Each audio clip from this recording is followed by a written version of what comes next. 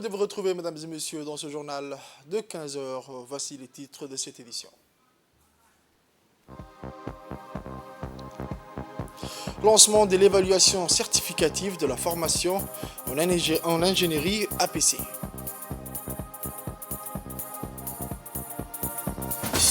Aux nouvelles mondiales en Égypte, 1,8 milliard de dollars américains pour forer des puits d'exploration de gaz dans la Méditerranée. Les détails dans un journal, mesdames et messieurs, le journal au complet. Le président de la République, son Excellence, M. Ismaël Omar Guelleh, a adressé ce dimanche un message de félicitations à son homologue du Soudan du Sud, M. Salva Kiir, dont le pays célèbre l'anniversaire de sa fête nationale.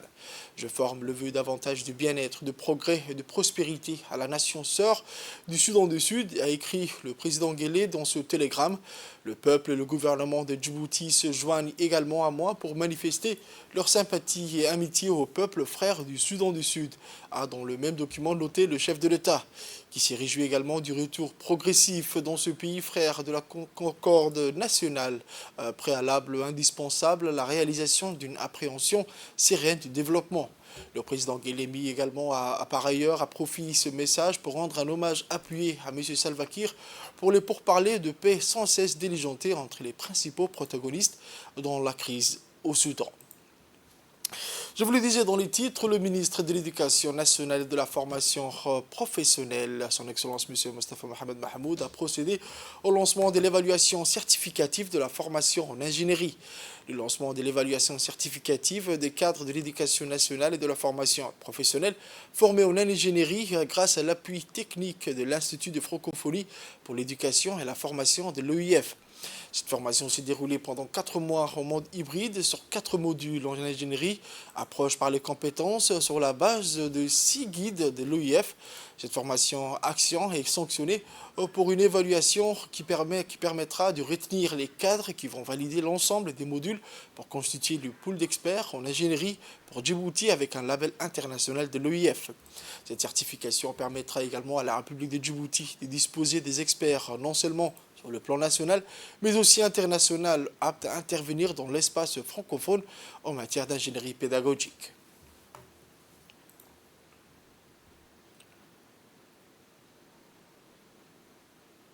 On écoute à présent les propos du ministre, M. Mostafa Mohamed Mahmoud. Je vais aussi déjà féliciter, sinon encourager les participants, les inspecteurs, nos conseillers pédagogiques, aux formations, mais également, comme vous avez dit, toute formation, après, il faut une évaluation. Et en plus de cela, les conseillers pédagogiques et les inspecteurs vont bénéficier d'une certification internationale qui leur permettra, comme vous l'avez très bien dit, d'être des experts dans ce domaine avec l'approche APC. Il faut très bien préciser, il s'agit bien sûr dans le domaine de l'enseignement technique et de la formation professionnelle, mais également un plus pour Djibouti. Aujourd'hui, nous avons de la matière, comme vous l'avez dit, nous avons des experts et ils vont certainement, il y a du travail sur la planche, ne vous inquiétez pas. Pour cela, le centre CRIPEN, qui est donc le centre d'excellence en matière de curricula, va bien sûr les exploiter. Juste la reconnaissance et la certification qui leur manquaient, mais déjà ils étaient experts, parce que c'était les experts qui accompagnaient quelque part l'expert étranger qui était là. Mais le gros du travail était déjà fait par nos conseillers pédagogiques et par nos inspecteurs. Donc c'est vraiment pour nous, et nous sommes très, très fiers et très contents de voir cette certification se faire à Djibouti. Cette reconnaissance, en fait, c'est une reconnaissance, se faire ici auprès de nous. Nous revenons ensuite sur les assises de l'intégration régionale dans la Corne de l'Afrique qui ont récemment pris fin au Ritzy Hotel, marquant une étape cruciale dans les efforts visant à promouvoir la paix, la sécurité et l'économie dans la région. Cet événement d'envergure régionale a rassemblé plus de 60 intellectuels, chercheurs et représentants du think tank, offrant une plateforme de discussion essentielle sur l'état actuel de l'intégration régionale de la Corne de l'Afrique. Les participants ont examiné les défis et les perspectives liées à l'intégration régionale en mettant l'accent sur des questions clés telles que la coopération économique, la résolution des conflits, le développement des infrastructures et la promotion de la stabilité. Ces assises ont mis en avant la nécessité de promouvoir une paix durable en investissant dans l'éducation, la formation professionnelle et le renforcement des institutions. L'événement a été salué comme une initiative essentielle pour renforcer les partenariats régionaux et encourager un dialogue constructif entre les différentes parties prenantes. Selon les informations communiquées par le parquet de Djibouti, ce jeudi dernier ont été déférés au parquet de Djibouti les deux nommés Habon Mahmoud Hamid, Asma Kamel Hussein et Amran Jama Ahmed, ces 10 ans membres d'une organisation dénommée RAD, poursuivis pour avoir, dans la nuit du 26 juin 2023, usurpé les fonctions de force de sécurité et d'avoir porté de manière fallacieuse l'uniforme de cette dernière, à savoir l'uniforme de la police, de la garde-côte et de l'armée djiboutienne, de sorte à créer la confusion et à induire en erreur les citoyens. Dans leur déposition, elles ont reconnu les faits qu'ils leur ont reprochés et ont déclaré qu'elles avaient agi à la demande de leur leader Abdurrahman Mohamed Guelleh, dit TX, qui leur a remis les uniformes en question. Selon le code pénal en vigueur, les peines encourues sont de l'article 218 et puni d'1 an d'emprisonnement et de 200 000 francs d'amende, le fait par toute personne publiquement et sans droit de porter un costume, un uniforme, une décoration réglementée par l'autorité publique.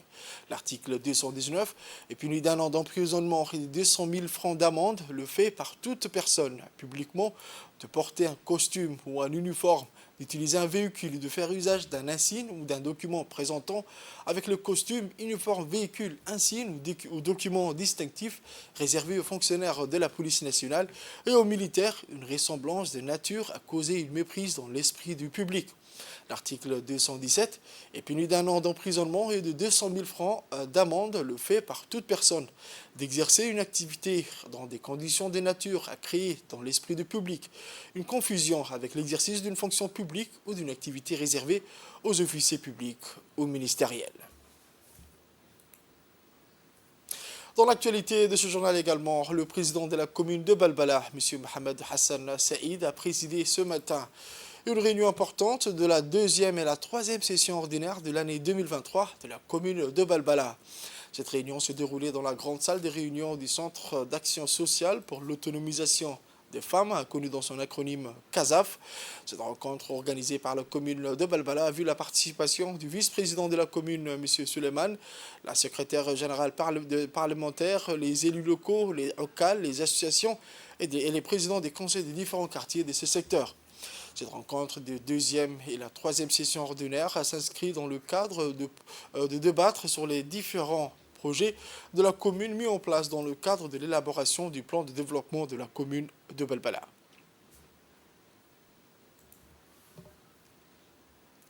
On écoute à présent M. Mohamed Hassan, le président de la commune de Balbala. Voici ses propos. D'ailleurs, le moment idéal pour nous de se rassembler et de nous réunir pour discuter en vue de solutionner les problématiques ainsi que le sujet qui vont débat dans nos quotidiens, sans pour autant ignorer que nous sommes les acteurs, les autorités locales censées répondre aux besoins de notre communauté. Nous ne pouvons ignorer que la population locale de notre commune nous a donné leur confiance et attend beaucoup de notre équipe. Ils ont raison et nous ne le désœuvrons pas. Nous le devrons de tenir nos promesses comme nous nous y sommes engagés tout au long de notre campagne. C'est à mon sens à cette seulement condition que le lien de confiance entre les élus et les citoyens, ciment de notre démocratie, pourront être maintenus comme je m'efforce de le faire en ma qualité d'élu local et président de la commune de Balbala. Notre commune, et par sa diversité culturelle et la constitution de sa population, est d'ailleurs propice à l'exercice d'une démocratie vivante et ouverte. Je souhaite que nous utilisions cette chance pour raccrocher davantage nos décisions et de nos administrés, des quartiers exhortés aussi, car nous avons entendu le message des urnes et nous en prenons acte. Mais cela existe d'ailleurs plus présent encore dans certains secteurs et favoriser l'émergence de bonne volonté, notamment dans les associations des quartiers et développer davantage les services de proximité pour pouvoir assurer une vie sociale, vertive et solidaire. Je vous emmène au nord à présent où, à l'instar des autres régions de l'intérieur, la FAO et le ministère de la Culture ont organisé une formation à Tadjoura. Pendant 4 jours, 40 agriculteurs venus de toutes les localités de la région ont participé à cet apprentissage intensif. Les thématiques clés abordées lors de cette formation étaient les bonnes conduites de pépinière, le rééquipage et l'irrigation goutte à goutte. L'objectif de cette formation était également d'améliorer les connaissances et les compétences des agriculteurs dans ces domaines essentiels pour une agriculture productive et durable. La clôture de cette formation a été marquée par un moment spécial où des matériels agricoles ont été distribués aux différents bénéficiaires. Cette initiative vise à soutenir les agriculteurs dans la mise en pratique de leurs nouvelles compétences en leur fournissant les ressources nécessaires pour améliorer leurs pratiques agricoles.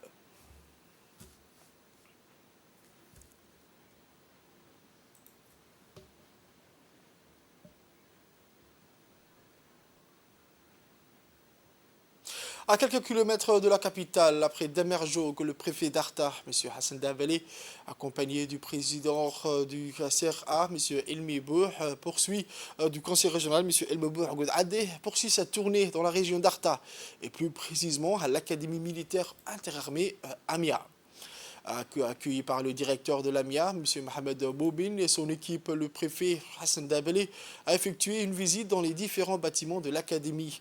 Ensuite, toujours dans le même cadre de sa tournée, le préfet et sa délégation s'est rendu à l'observatoire géophysique du CERD d'Arta, dont il a été accueilli par le directeur, M. Saad Ibrahim, qui a fait une présentation de son service. Ce centre géophysique surveille les activités sismiques dans notre région et de toute la région.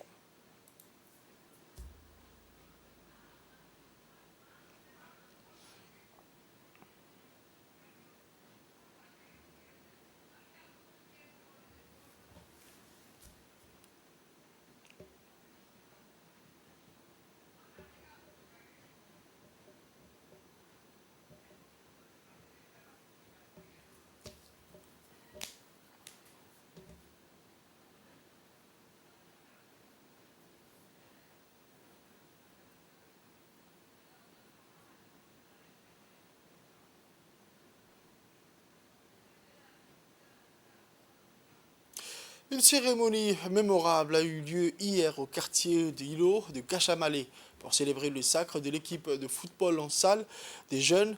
Organisée par l'association du quartier, cette cérémonie a été l'occasion de rendre hommage à ces jeunes champions.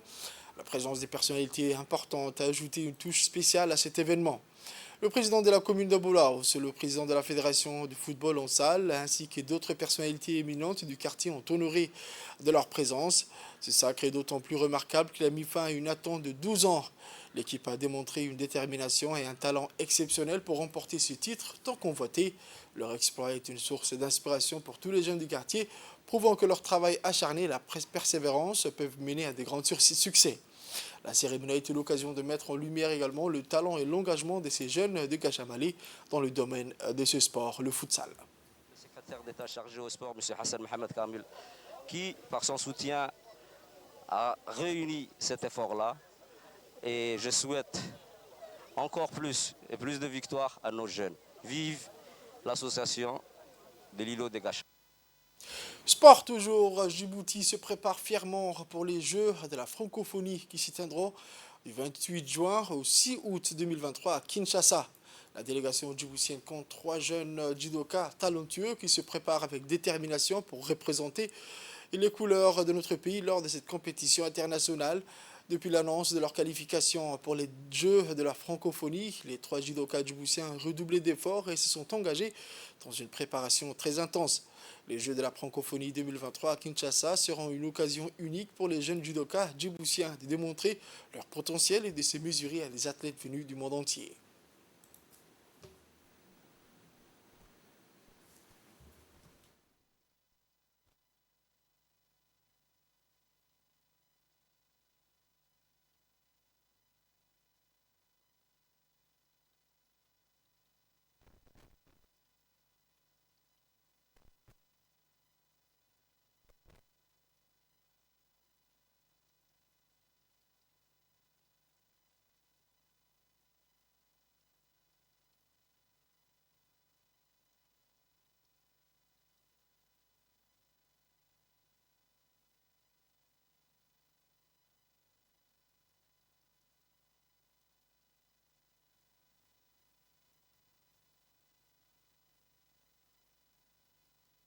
n'y a pas longtemps, nos judokas ont brillé sur la scène continentale aux Jeux européens de Niamey au Niger avec 3 médailles d'or, Malak, Gasser et Alexandre Hussein.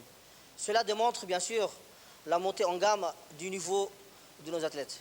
Je remercie le secrétaire d'État au sport, le comité olympique, le président de la fédération, le comité directeur de la fédération qui sont toujours à nos côtés. Je souhaite aussi pour le 9e jeu de la francophonie, je souhaite à ce que nos athlètes ramènent encore plus. Aux nouvelles internationales, je vous le disais dans les titres, l'Égypte vient de lancer un programme de 1,8 milliard de dollars américains pour forer des puits d'exploration de gaz naturel dans la mer Méditerranée et le delta du Nil, selon une déclaration du ministre du pétrole Tarek Al-Molla. Selon les autorités, ce projet permettra à l'Égypte de gagner en puissance économique et de pouvoir davantage développer sa production gazière. Le 5 juillet, les autorités égyptiennes ont lancé un programme de 1,8 milliard de dollars pour forer ces puits d'exploration de gaz naturel.